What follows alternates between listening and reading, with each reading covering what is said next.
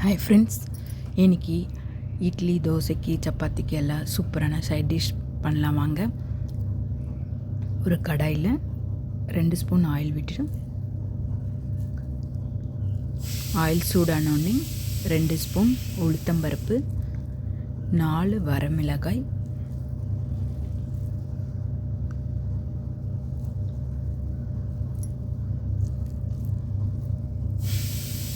அது கூடவே 6 பல் பூண்டு,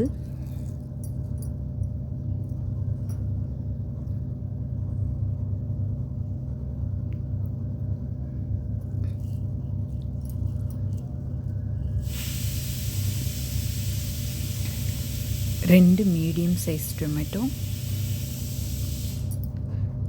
ஒரு கைப்பிடி அளவு கொத்தமல்லி, துருவிய கேரட் இதெல்லாம் சேர்த்து வதக்கி ஆற விட்டு மிக்ஸி ஜாரில் சேர்த்து அரைச்சி எடுத்துக்கோங்க.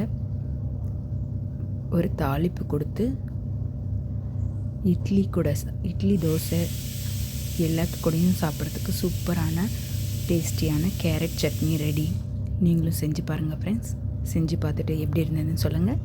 லைக் பண்ணுங்கள், ஷேர் பண்ணுங்கள், கமெண்ட் பண்ணுங்கள், பெல் ஐக்கான் ப்ரெஸ் பண்ணுங்கள். அப்போ தான் நான் போடுற வீடியோ உங்களுக்கு நோட்டிஃபிகேஷனாக வரும்.